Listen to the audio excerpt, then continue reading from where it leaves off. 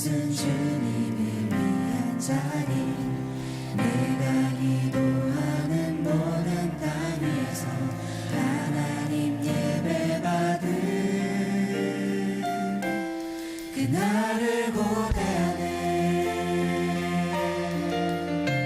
우리 이 찬양에 우리의 마음을 담아서 다시 한번 고백할까요? 우리는 주의 움직이는 교회. 이곳은 주님을 위한 자리. 내가 기도하는 모든 땅 위에서 하나님 예배받을 그날을 고대하네. 나의 노래로 주님의 성전을 지으리. 높임을 받으소서.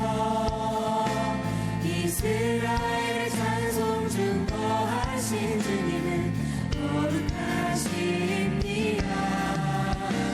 두 손 들어 주님의 보좌를 만들고 온 맘 다해 경배하리. 푸른 날개 사이에 임하신 것처럼 내 위에 임하소서.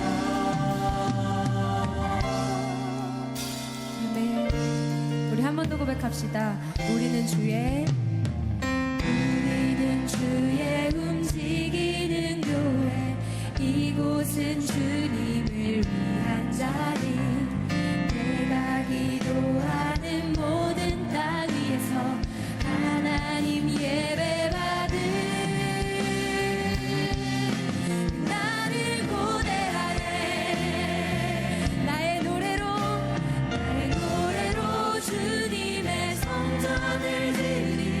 높임을 받으소서.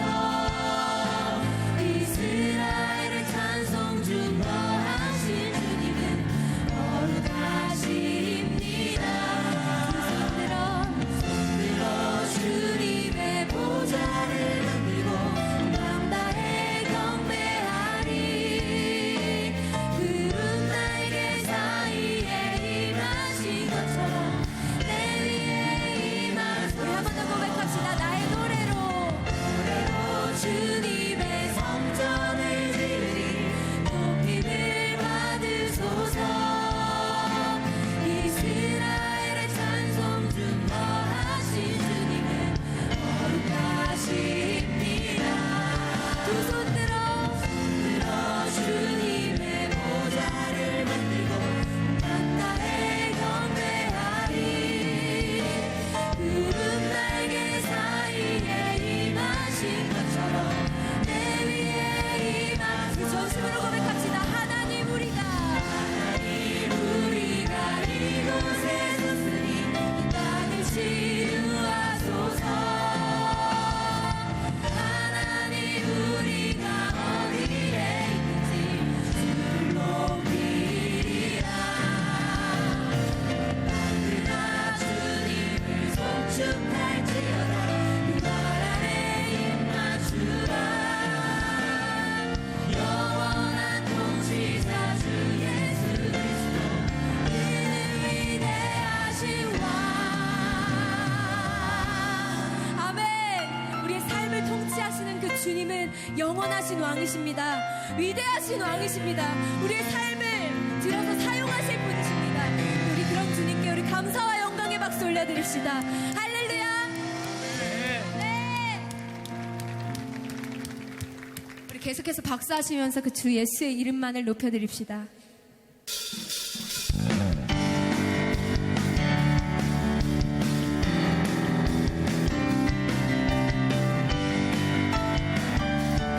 우리 함께 고백합시다. 주 예수의 이름 높이세.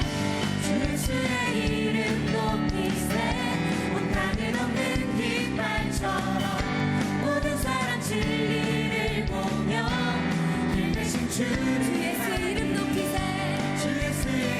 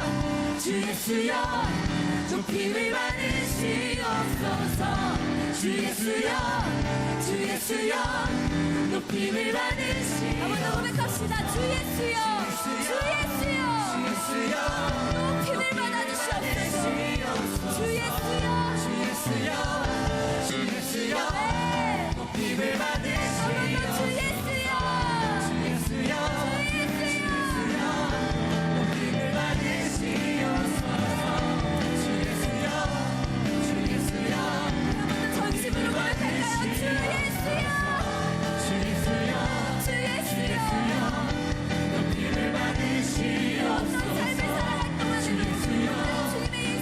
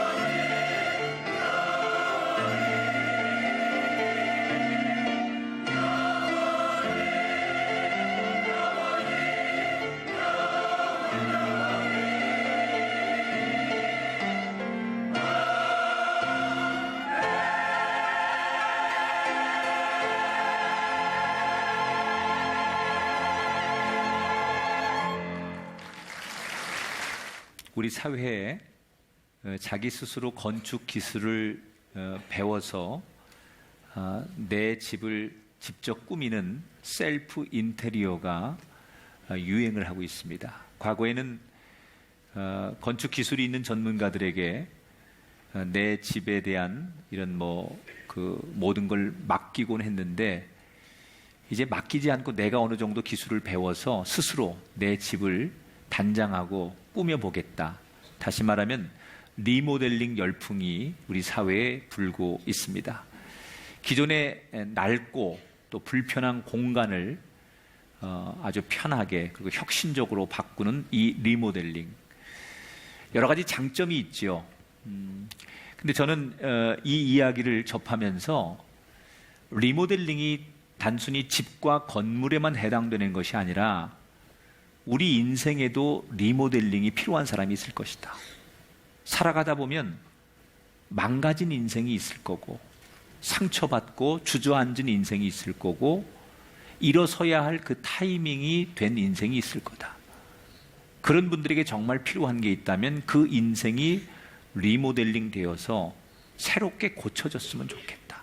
아니, 어떤 영혼은 잠자는 영혼이 있을 거고, 그 영혼이 정말 숨쉬지 못하는 영혼이 있을 텐데, 그 영혼 또한 영혼의 리모델링이 될 수 있다면 그 영혼이 소생하고 새롭게 태어날 수 있을 것이다. 오늘 예배하는 여러분에게 삶의 또 영혼의 새로운 생기가 불어넣어지는 축복의 시간이 되시기를 주의 이름으로 축원합니다. 자, 오늘 말씀은 예수님께서 이제 평지 설교의 마지막 부분에 해당하는 이야기를 여러분과 나누게 됩니다. 지난 시간에 예수님께서 사복과 사화, 마태복음에서는 팔복이라고 하는데 누가복음에서는 사복과 사화로 이렇게 나누는 같은 주제를 좀 다르게 보는 시각으로 설명을 해드렸죠. 마태복음에서는 산상설교라고 하는데 왜 누가복음에서는 평지설교라고 하느냐? 지난 시간 말씀드린 대로 이스라엘 땅은 산과 그 평지가 별로 구분이 없는 땅입니다. 그래서 조금 높은 곳에 올라가면 그게 산처럼 여겨지고 또 내려와서 평지를 밟으면 큰 차이 없이 그걸 평지라고 하는데, 마태는 예수님께서 그 같은 주제의 설교를 좀 높은 곳에서 산에 올라가서 설교하셨다 해서 산상설교라고 말하는 거고, 누가는 그 같은 주제를 예수님께서 평평한 평지에서 말씀을 전하셨다 해서 평지설교라고 부른다고 했습니다. 지난 설교의 내용이 이런 거였죠. 가난한 자가 복이 있다. 역설적인 얘기를 예수님이 하셨는데, 물질적인 가난을 얘기하는 게 아니라 심령이 가난해야만 복이 있다.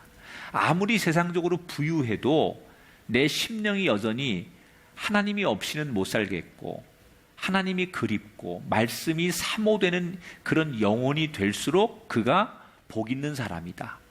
그러면서 주신 말씀이 원수를 사랑해라 라는 말씀까지 여러분에게 나누었습니다. 오늘 예수님이 이제 평지에서 12제자를 앞에 앉혀놓으시고 그 뒤에는 또 다른 많은 군중들이 모여서 예수님 말씀에 계속 은혜를 받고 귀를 기울이고 있는데, 다른 주제 하나를 선택하셔서 말씀을 연이어 전하시는 겁니다. 그런데 이 말씀이 서로가, 군중들이, 제자들이 서로를 멀뚱멀뚱 바라보면서 고개를 갸우뚱거리면서 이해가 되지 않는 표정으로 예수님을 쳐다보고 자기들 얼굴을 번갈아 쳐다보는 그런 주제로 예수님이 설교를 하셨어요. 어떤 주제인가 한번 볼게요. 39절을 보겠습니다. 같이 한번 읽어볼게요. 또 비유로 말씀하시되 맹인이 맹인을 인도할 수 있느냐?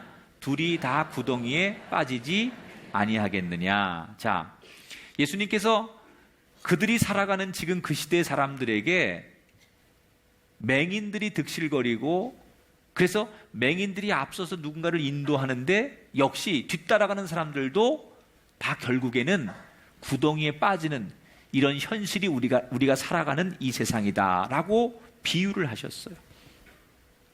제자들이나 많은 군중들이, 아니 우리를 보고 왜 맹인이라고 그래? 앞을 못 봐야 맹인이지, 우리는 모든 사물을 다 분간하고 이렇게 잘 보는데 왜 우리들 보고 맹인이라고 하지? 다 잘 보는데? 예수님이 여기서 말하는 맹인이라는 것은 육신의 눈은 띄어져서 사물을 볼 수 있지만 영혼의 눈이 띄어지지 않아서, 영안이 열리지 않아서 하나님이 하나님인 줄 모르고 진리가 진리인지를 모르는 상태를 말하는 거예요. 여러분, 사람이 이 시각적인 게 얼마나 중요한지 몰라요. 저는 우리가 살아가는 이 시대가 에덴 동산의 유혹이라고 생각해요. 에덴 동산이 인간들이 지은 첫 번째 죄가 시각적인 죄거든요. 그 선악과를 보면서 너무 먹음직스러운 거예요. 그 선악과가 너무 탐스러운 거예요. 우선 그 눈에 보일 때 너무 좋아 보이는 거예요. 여러분, 우리가 살아가는 지금의 시대가 그런 거 아닙니까? 얼마나 화려합니까? 세상에 나가면 얼마나 눈 돌아가게 만듭니까? 얼마나 먹음직스럽고 보암직스러운 게 많습니까? 나가보면요, 이야, 저런 집에 살고 싶다. 저런 거 한 번만 입어봤으면 좋겠다. 저런 데 한 번만 들어갔으면 좋겠다. 저런 차 한 번만 타봤으면 좋겠다. 숨이 안 쉬어지는 게 너무 많아요. 여러분, 그렇잖아요? 얼마나 우리가 사는 세상이 시각적인지 몰라요. 너무나 탐스럽고 좋아 보이는 것들이 많아요. 그게 에덴 동산의 유혹이죠. 정말로 자극적이에요. 얼마나 우리 눈에 탐스럽고 좋아 보이고 우리가 갖고 싶은 것들이 많은 세상인지, 아마 에덴 동산보다 더하면 더했지 덜하지 않는 세상이 우리가 사는 세상이에요. 우리의 시선으로는 세상에 좋은 것을 구분하고 갖고 싶은 것을 우리가 가질 수 있을 만큼 욕심을 부리게 만드는 게 우리의 시선인데, 예수님 뭐라고 말씀하시느냐? 그런 육신적인 눈으로만 살 수 없다는 거예요. 그 눈만 뜨지 말고 영혼의 눈을 떠라. 그래서 정말 남이 못 보는 것을 볼 수 있는 사람이 되어라, 그 말이에요. 맹인이 맹인을 인도해서 구덩이에 빠진다라는 말을 저는 두 가지의 묵상의 말씀으로 나눠봤어요. 첫째, 지도자가 중요하다는 거예요. 앞서가는 사람이 이게 잘못된 길을 가면 인도함 받는 사람이 다 멸망으로 가는 거예요. 그래서 우리가 늘 그리스도인이 해야 할 일 가운데 하나가 지도자를 위해서 기도하고 좋은 지도자를 만나야 되고, 때로는 내가 어느 공동체에서 지도자의 역할을 부여받으면 그 역할을 잘해야만 나도 살고 상대도 살리는 거예요. 무능한 지도자를 만나면 그 무능한 지도자의 인도함 따라서 백성들이 구덩이에 빠지는 거고, 그 공동체가 몽땅 구덩이에 빠지기 때문에 지도자를 잘 만들어야 되고 좋은 지도자가 나와야 돼요. 아니, 여러분이 어느 곳에서 지도자의 역할을 부여받았다면, 여러분이 그게 가정의 공동체든 작은 회사든 여러분 이 교회 안에서 소그룹을 인도하든, 여러분이 옳은 길로 영안의 눈이 떠져서 이게 옳은 길인지 맞는 길인지 생명의 길인지 하나님이 원하시는 길인지 알고 가야만 여러분을 따르는 사람을 옳은 길로 인도할 수 있을 텐데, 나도 영안의 눈이 열리지 않아. 이게 하나님이 원하시는 길인지 생명의 길인지 모르고 가기 때문에 나를 따라오는 모든 사람들을 같이 구덩이에 빠뜨린다는 거예요. 지도자가 중요하다. 두 번째, 어떤 묵상이 제 마음속에 찾아왔냐면, 소경된 인도자를 따라간 책임은 자기에게 있다는 거예요. 여러분, 앞서가는 사람도 문제지만 그냥 덮어놓고 이 사람을 따라가는 그 책임 역시 나에게 있다는 거예요. 이 사람이 정말 나를 인도할 수 있는 지도자인지, 나를 이끌 수 있는 생명의 길로 이끌 수 있는 옳은 길을 가게 할 수 있는 사람인지 자기가 판단하고 따라가야 되는데, 잘못된 선택을 자기가 해놓고 내가 지도자를 잘못 만나서 이렇게 삽니다라고 말하는 것도 자기의 책임이라는 거예요. 그러면 내가 좋은 지도자를 만나기 위해서, 분별하기 위해서 뭐가 필요하냐? 하나님의 분별의 은혜, 지혜의 은혜. 다시 말하면 이 분별과 지혜라고 하는 것은 하나님의 말씀이 내게 날마다 나를 깨우치고 가르칠 때, 하나님의 말씀이 내 삶에 날마다 공급되어질 때 그 말씀의 기초에서 이게 옳은 길이구나, 이 사람을 따라가도 되겠구나 라고 하는 것을 자기가 얻게 되는 거예요. 하나님이 우리에게 끊임없이 말씀의 공급을 주시지 않으면 우리가 뭐가 옳은 길인지 누구를 따라가야 할지 모르기 때문에 잘못된 길을 선택하더라는 거예요. 자, 그러면 2000년 전이나 지금이나 왜 많은 사람들이 영혼의 눈을 뜨지 못하는 걸까? 왜 하나님을 보지 못하는 걸까? 왜 진리를 사람들이 깨닫지 못하는 걸까? 두 가지 이유가 있어요. 첫째는 하나님이라고 하는 진리에 대해서 정말로 듣지를 못하면 하나님을 보지 못해요. 여러분, 북한 땅에 하나님의 복음이 마음 놓고 전해집니까? 북한 사람들은 탈북한 분들의 증언에 의하면 평생 살아오면서 하나님 얘기를 한 번도 들어본 적이 없는 사람이 많아요. 소위 미전도 종족 제3세계, 무슬림 지역이나 아프리카나 이런 지역에 가면 정말 평생 하나님에 대해서, 복음에 대해서 한 번도 듣지 못하고 태어나서 죽는 사람들이 있어요. 정말로 그 사람들은 하나님을 전하는 사람이 없고 복음을 전하는 사람이 없으니까 들을 기회가 없기 때문에 하나님에 대해서 영안의 눈이 뜨일 기회가 없는 거죠. 두 번째, 많이 듣고 많이 보았음에도 불구하고 하나님에 대해서 많이 듣고 영적인 거에 대해서 많이 우리가 얘기를 접했는데도 불구하고 영안의 눈이 띄어지지 않는 이유는 내 마음이 무관심하기 때문에. 그 단적인 예가 누구냐? 바리새인들이에요, 여러분. 예수님께서, 여러분, 제가 몇 주 전에 바리새인들과 예수님의 논쟁에 대해서 설교를 했죠? 그렇다고 좀 고개를 끄덕거려 주세요.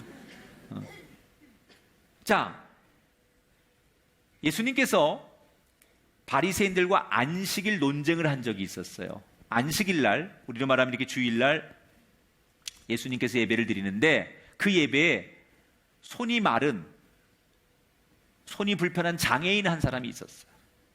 예수님께서 불쌍하고 국률한 마음으로 그 장애인의 손을 고쳐줬어요. 그랬더니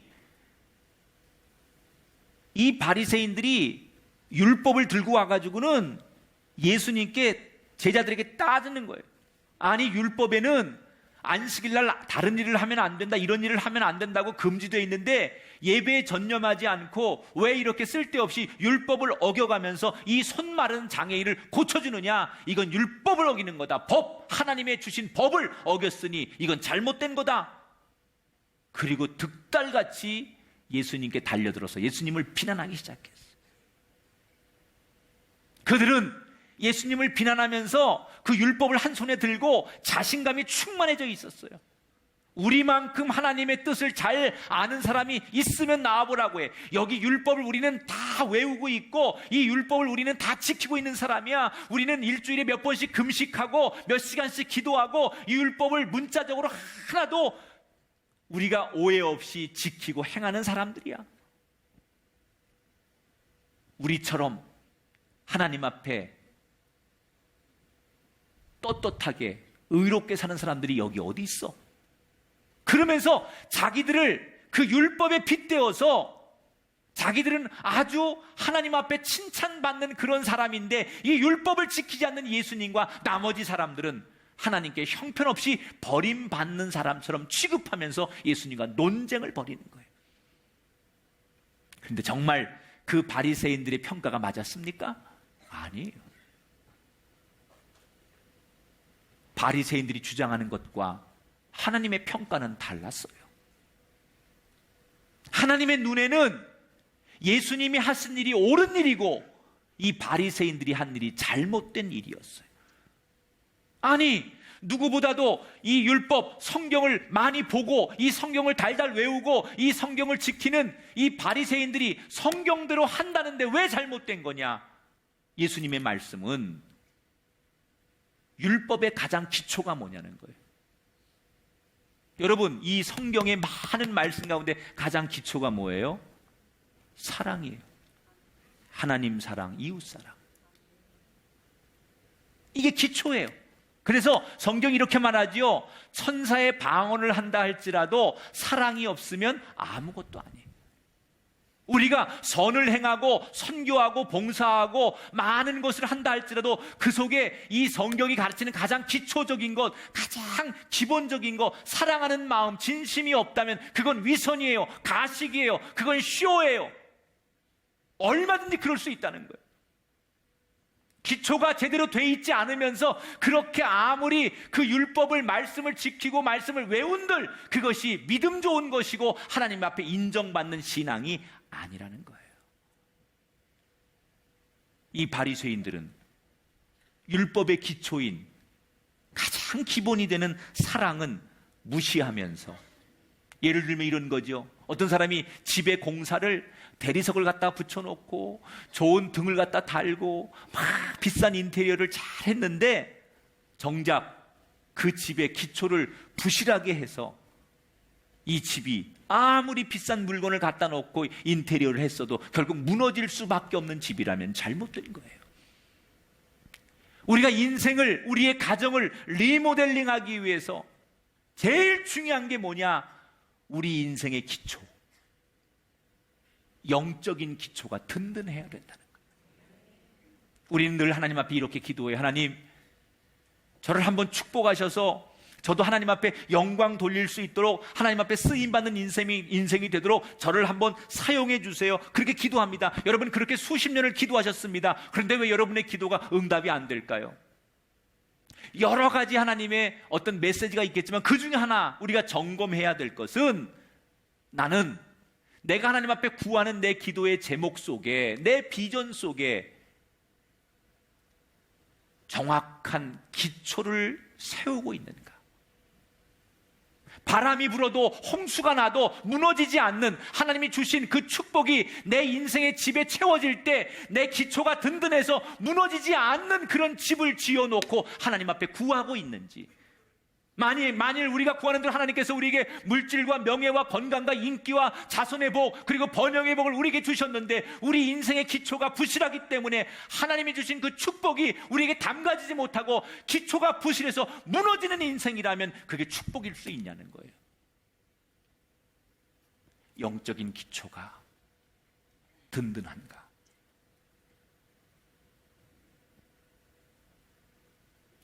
작년 5월 강원도 화천에서 군인들이 훈련을 하다가 갑자기 나무 다리가 끊어져서 수십 명이 몇 미터 계곡으로 넘어지면서 사상자가 발생하는 사고가 있었어요. 이 다리가 만들어진 지 불과 6개월밖에 안 된 새 다리인데 이런 사고가 생겨서 경찰이 수사를 하기 시작합니다. 그리고 꼭 1년 만인 지난 5월 말에 수사 결과를 발표했습니다. 결론은 총체적 부실이었다. 아주 기본적인 설계도 자기들 마음대로 임의로 바꾸고 공사, 감독, 감리, 준공 이런 것도 자기들 멋대로 했다는 거예요. 한마디로 가장 지켜야 될 기초를 부실하게 했기 때문에 6개월 버틴 것도 다행이라는 거예요. 여러분, 우리가 우리 삶에, 우리 가정에, 우리 인생에 정말로 새로운 리모델링이 필요하다면 제일 먼저 점검해야 될 것이 무엇이냐? 내 기초는 괜찮은지, 나는 기본은 제대로 돼 있는지, 여기 위에 하나님의 부으심이 있을 거라는 거예요. 사람들이 보는 눈에 보이는 것 말고 여러분, 영적인 것이 여러분 인생에 든든하게 세워지는, 그래서 여러분 적어도 우리 인생을 맹인으로 살지 않고 영안의 눈이 띄어져서 하나님이 우리에게 주신 길, 하나님의 음성, 하나님의 그 모습을 따라갈 수 있는 영혼의 눈이 띄어지는 그 기초가 있는 인생, 그 사람이 되시기를 주의 이름으로 축원합니다. 이 영안의 중요성에 대해서 예수님께서 설교하시고 나서 또 다른 주제를 가지고 연이어 설교하시죠. 그 주제가 41절, 42절에 나와요. 이제는 조금 더 실제적인 문제로 설교를 하시는데 41절, 42절을 함께 읽어보겠습니다. 어찌하여 형제의 눈 속에 있는 티는 보고 내 눈 속에 있는 들보는 깨닫지 못하느냐? 너는 내 눈 속에 있는 들보를 보지 못하면서 어찌하여 형제에게 말하기를 형제여 나로 내 눈 속에 있는 티를 빼게 하라 할 수 있느냐? 자, 이거는 남에 대해서 비판하고 충고할 때 우리가 조심해야 될 이야기라는 걸 여러분이 너무 잘 아시죠? 그런데 이 비유를 예수님께서 왜 하필 우리의 신체 중에 눈에다가 비유를 하셨을까? 내 눈에 들보는 안 보고 왜 남의 눈에 조그만 티 이런 것만 가지고 비판하느냐라는 이 말씀이 왜 눈으로 비유를 하셨을까? 여러분, 우리 신체 중에 가장 예민하고 섬세하고 그리고 아주 정말 조심하게 다뤄야 될 신체 중에 하나가 눈이에요. 눈은 너무나 민감합니다. 그래서 작은 먼지 하나 들어가도 눈을 뜰 수가 없고 작은 상처만 나도 눈은 앞을 보지 못하는 거예요. 눈은 아주 민감한 부분. 그래서 눈을 다룰 때는 다른 어떤 신체보다도 정말 섬세하고 아주 예민하고 부드럽게 다뤄야 되는 게 눈이에요. 그런 것처럼 우리가 많은 일 가운데 다른 사람에 대해서 비판하고 충고하고 다른 사람을 평가하는 일은 우리 눈을 다루듯이 이 문제는 우리가 정말 수십 번 생각하고 수백 번 생각하면서 예민하고 섬세하고 정말로 신중하게 다뤄야 되는 문제 중에 하나가 다른 사람을 평가하는 문제라는 거예요. 그런데 우리는 너무 쉽게 다른 사람을 평가하는 습관이 있어요. 이 구절을 여러분들이 너무 많이 들으셨죠? 그런데 대부분의 사람들이 아마 예수님 당시에도 똑같은 생각을 했을 텐데 이 구절을 어떻게 생각하느냐? 그래, 이 구절은 남을 비판하지 말아라, 가만히 있어라, 충고하지 말아라, 이런 얘기로 여러분들이 해석을 하는데 아닙니다. 예수님의 의도는 그런 얘기가 아닙니다. 42절 다시 볼게요. 제가 읽어볼게요. 외식하는 자여 먼저 내 눈 속에 들보를 빼라. 그 후에야 내가 밝히 보고 형제의 눈 속에 있는 티를 빼리라. 예수님께서 결코 남의 잘못을 지적하지 말아라 그러신 적이 없어요. 잘못된 건 잘못됐다고 말하고 어떤 게 악인지 그 악에 대해서는 이야기를 하라는 거예요. 그런데 남의 잘못을 지적하는 것으로 만족하지 말고 그 똑같은 기준을 가지고 너도 보라는 거예요. 나도 보라는 거예요. 이게 잘못됐다, 이게 옳지 않은 거다 지적은 하는데 그 기준, 똑같은 기준을 가지고 자기도 보라는 거예요. 그러면 뭐가 보여요? 내 눈 속에 들보가 보인다는 거예요. 그 기준을 똑같이 나에게도 비추어 보면 나도 하나님 앞에 내가 그렇게 비난하고 정죄하는 그 사람과 하나도 다르지 않은, 아니 더하면 더할 수 있는 하나님 앞에 나도 그 죄인이 될 수밖에 없다는 것을 우리가 자기를 보아야 된다는 거예요. 비판을 하지 말아라는 게 아니라 건강한 비판, 잘못된 것을 지적하는 거 해야 합니다. 그러나 그만큼의 기준을 가지고 나를 돌아보라는 거예요. 예수님이 하고 싶은 메시지가 뭘까요? 따라합시다. 다 똑같은 존재다. 뭐라고요? 예수님이 지금 우리에게 하고 싶은 메시지는 하나님 앞에 우리 모두는 똑같다는 거예요. 우린 다 하나님의 손에 지음받은 피조물이고 유한한 존재이기 때문에 얼마든지 죄인이 될 수 있으며 언젠가는 우리가 죽어야 하는 연약한 존재라는 거. 다를 바가 없어요. 그런데 많은 사람들이 나는 다르다고 생각해요. 남에 대해서 정죄하고 비판하는 사람들이, 대부분의 사람들이 내가 저 사람보다 낫다고 생각해요. 우위에 있다고 생각해요. 예수님이 왜 이거에 대해서 강력하게 비난하셨느냐면 바리새인들 때문에 이 얘기를 하신 거예요. 예수님이 레위 세리의 집에서 그 집에 찾아가서 식사를 했더니 민족을 배반하고 동족의 피를 빨아먹는 저 반민족주의자, 저런 사람하고 예수님께서 어울려? 그러면서 예수님을 같이 비난하고 이 세리 죄인과 식사한다고 사람들이 비웃었어요. 그런데 그렇게 예수님을 비웃고 비난하는 그 바리새인들의 심리는 어떤 거냐? 적어도 저 세리와 나는 레벨이 다르다는 거예요. 여러분, 우리 눈에 보면 개미는 다 개미지. 그 개미가 더 우월해 보이고, 어휴, 네가 훨씬 낫구나. 어이구, 너는 종자가 좋구나. 뭐 여러분, 개미 보면서 그럽니까? 하나님이 보실 때는요, 우리 다 하나님의 손에 의해서 지음받은 피조물이고요. 하나님 보실 땐 다 우리가 죄인들이에요. 그런데 그 하나님의 기준으로 보지 않고 내 기준으로 내가 사람들을 등급을 매기고 평가하면서 그렇게 사람들을 우리가 공개적으로 또는 우리가 사람들에 대해서 비참하게 그 사람의 인생을 논한다면 과연 우리는 그런 자격이 있느냐? 그만큼 내가 남을 정죄하고 충고하는 만큼 그만큼의 분량을 가지고 나는 과연 하나님 앞에 바르게 살고 있는가? 라고 하는 문제를 자기에게 항상 해야 된다는 거예요. 그것이 자기 인생을 건강하게 만드는 방법이에요. 한번 따라 합시다.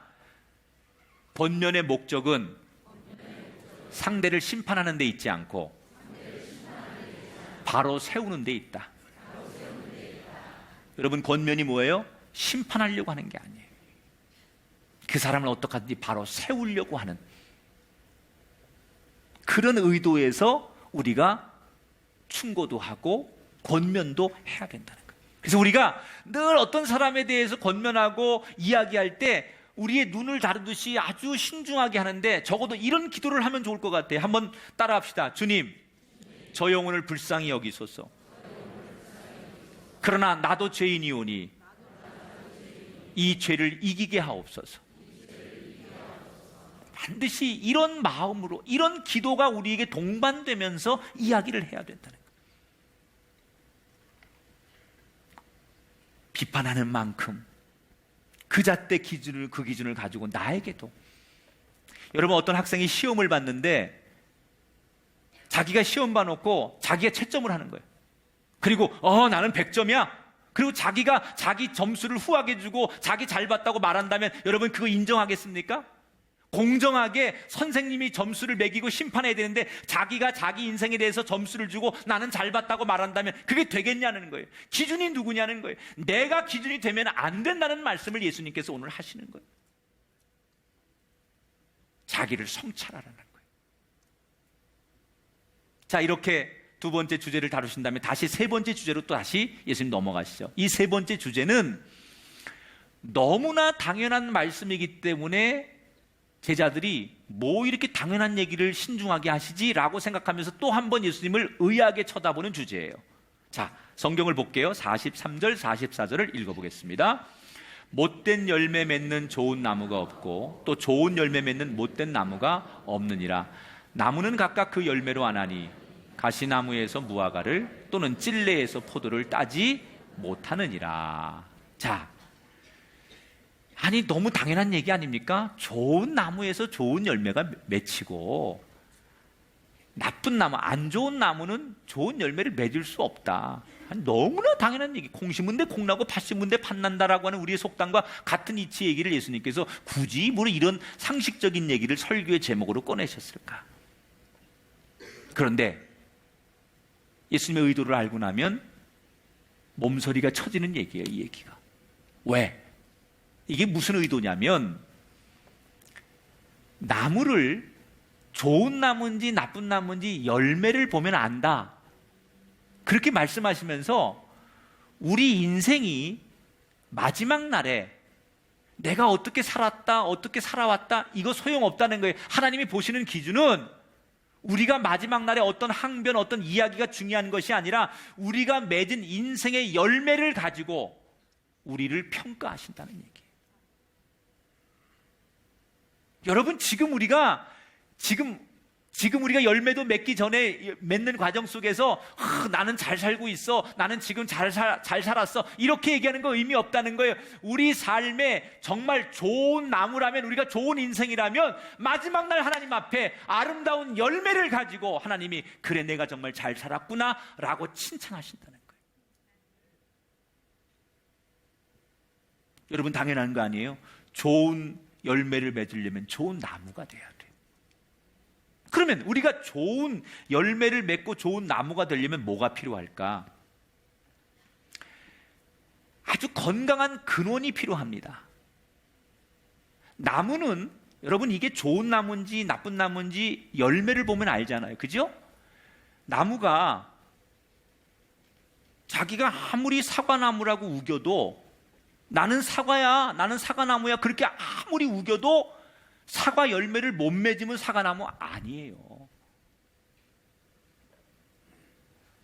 내가 집에서 나는 가장으로서, 아버지로서 열심히 살았어, 나는 최선을 다했어, 나는 의로운 사람이야, 이렇게 아무리 여러분이 내가 나를 항변해도 내 삶에 열매가 없으면, 성령의 9가지 열매가 없으면 나는 거룩한 아버지 아니에요. 나는 의로운 사람 아니에요. 그 열매가 있어야 그 열매를 보고 그래 너는 사과나무야 라고 말하는 것처럼 내가 의롭고 믿음의 사람으로 살았다는 증거는 삶에 열매가 있어야 되는데 그 열매가 없으면서 우기는 거죠. 사과 열매도 못 맺으면서 나를 사과나무로 불러달라고 우기는 거하고 똑같은 거예요. 그런데 원래 우리는 누구예요? 이게 여러분, 오늘 이 평지 설교가 기독교의 구원론과 연결이 되는 거예요. 이 비유가. 원래 우리는 가시나무, 찔레나무 같은 거예요. 가시나무나 찔레 같은 곳에서 여러분 선한 열매가 맺혀지지 않아요. 그런데 우리가 아름다운 열매를 맺을 수 있는 건 뭐냐? 좋은 나무하고, 원래는 우리가 열매를 못 맺는 가시나무 같은 건데 좋은 나무하고 접붙임이 된 거예요. 우리는 원래 예수님이 오기 전에 인간의 타락으로 영원히 멸망하고 죽을 수밖에 없는 존재들이에요. 좋은 열매를 못 맺는 존재들이었어요. 그런데 예수 그리스도가 이 땅에 오심으로 그 그리스도에게 접붙임 되었기 때문에 우리가 구원받고 좋은 열매를 맺는 거예요. 믿으십니까? 그러니까 아무리 내가 교회 오래 다니고 아무리 내가 명목상의 그리스도인이 되고 연수가 오래돼도 소용없어요. 내가 예수 그리스도를 나의 구주로 영접하고 거듭남의 체험이 있어야만, 내가 예수 그리스도와 접붙임 돼야만, 원래는 좋은 열매를 맺을 수 없는 내 인생이 예수 그리스도와 접붙임 되어서 내가 예수 그리스도 때문에 좋은 열매를 맺는 거예요. 아무리 윤리적이고 상식적이고 세상의 학식과 철학과 모든 것을 가지고 있어도 나라고 하는 존재는 원래 가시나무예요. 구원받을 수 없는 존재예요. 그런데 예수 그리스도를 만나기 때문에 그분의 손에 의해서 내가 구원받는 거죠. 그래서 우리는 그리스도를 영접하고 거듭남의 체험이 반드시 있어야 된다는 거예요.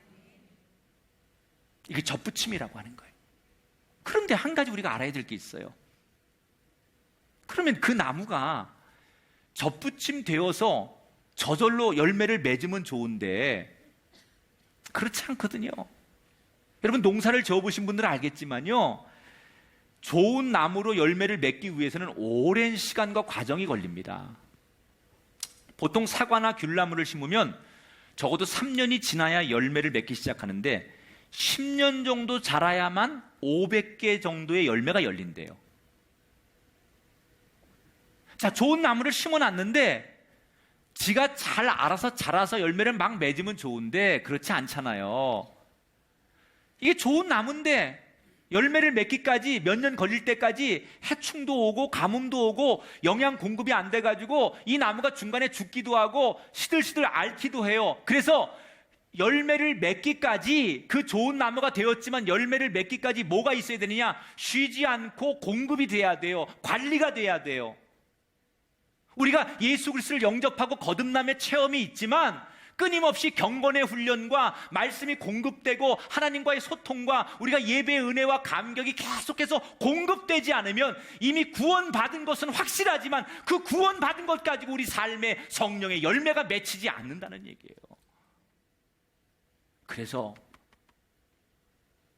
거듭남의 경험이 있지만 끊임없는 경건의 훈련, 하나님 앞에 부르짖는 기도의 훈련, 하나님의 은혜의 공급이 채워질 때 내 삶에 성령의 9가지의 열매가 열리는 거예요. 우리가 여러분 막 부흥회 때 은혜 받고 금식하며 은혜 받고 성령 체험하면서 은혜 받고 그런 감격스러운 순간들이 다 있었어요. 그런데 그런 감격스럽고 예수님이 나의 구주시고 나의 주인임을 압니다, 그런 고백이 있었지만 그 고백 안에 머물기 때문에 계속 열매를 맺기까지 공급되는 게 없기 때문에 분명히 좋은 나무가 되었지만 그 나무 스스로 모든 것을 다 해결할 수 없는데 오늘 우리들이 그걸 간구한다는 거예요. 내가 이미 과거에 경험한 은혜로, 내가 체험한 은혜로, 내가 한번 경험했던 거듭남의 은혜로 나의 삶이 만족한다고 생각하는 현대의 그리스도인들, 좋은 나무가 되는 것까지는 접붙임이 되었지만 열매 맺기까지는 공급하심에 끊임없는 은혜가 없다면, 그런 노력과 수고가 없다면, 여러분 그 수고가 우리가 원치 않아도 때로는 하나님 앞에 순종하고 울면서 엎드려야 될 그때가 있어요. 그래야만 우리에게 9가지의 성령의 열매가 열리는 거예요. 갈라디아서 5장 22절 23절 성령의 9가지 열매를 같이 읽어보겠습니다. 시작. 오직 성령의 열매는 사랑과 희락과 화평과 오래 참음과 자비와 양선과 충성과 온유와 절제니 이 같은 것을 금할 법이 없느니라. 이제는 저와 여러분의 삶이, 우리의 가정이 리모델링 되어서 열매 있는 인생 되기를 축복합니다. 여러분, 진짜 우리의 삶에 열매가 있습니까? 하나님이 열매를 가지고 판단하신다는데 하나님 앞에 우리 어깨에 우리가 살아온 삶의 뒤를 돌아보면서 주렁주렁 매달린 하나님이 기뻐하시는 그 성령의 9가지 열매를 가지고, 주님 제가 이렇게 살았습니다, 그래 내가 정말 좋은 나무고 좋은 열매를 맺고 좋은 인생을 살았구나, 너는 정말 착하고 충성된 종이구나, 우리의 열매를 보고 이렇게 평가하실 그날을 위해서 우리가 해야 할 일이 뭐냐는 거예요. 단순히 예수님이 그 시대의 바리새인들, 그 율법만 붙들고 말씀의 글자만 붙들고 몇 번을 금식하고 몇 번을 기도하고 몇 번을 예배했느냐, 얼마의 예물을 드렸느냐, 이것만 가지고 만족하고 논쟁하는 그 바리새인들께 주셨던 말씀이지만, 지금 내가 교회에 나와 앉아있는 이것으로 만족하는 우리들에게, 이미 나는 과거에 많은 은혜를 경험했고 봉사와 섬김과 선교의 경험이 있기 때문에 그것만으로 충분하다고 생각하고 이제는 좀 쉬어도 된다고 생각하거나 식어진 내 마음에 다시 불을 붙일 생각하지 않는 우리들에게 주시는 돌직구 아니겠냐는 거예요. 다시 우리 마음에 불을 붙여 열매로 우리를 드러내십시다. 아무리 우겨도 소용없어요. 나 좋은 목사야, 나 좋은 교인이야, 우리 교회 좋은 교회야, 우리가 주장해도 소용없어요. 남들이 볼 때 정말 좋은 열매가 맺히면 내가 말하지 않아도 좋은 나무구나, 하나님의 나무구나, 하나님의 사람이구나, 이 열매로 말할 수 있어야 돼요. 우리의 편견과 아집으로가 아니라 삶으로 열매로 당당하게 드러낼 수 있는 저와 여러분이 되기를 주의 이름으로 축원합니다. 오늘 이 평지설교, 사실은 어려운 설교예요. 많이 들었지만 별로 가슴에 와닿지 않는 설교예요. 좀 고리타분한 얘기예요. 그런데 사실 이 설교를 하셨던 예수님의 의도 속에는 이렇게 우리가 정말 깊이 봐야 하고 우리 삶에 반드시 우리가 점검해야 될 아름다운 이 기독교의 우리 영적인 진리가 이 안에 담겨 있는 말씀이에요. 따라합시다. 영적인 맹인이 되지 말아라. 비판을 넘어 나를 돌아보아라. 예수님이 내 인생의 근원입니다. 할렐루야.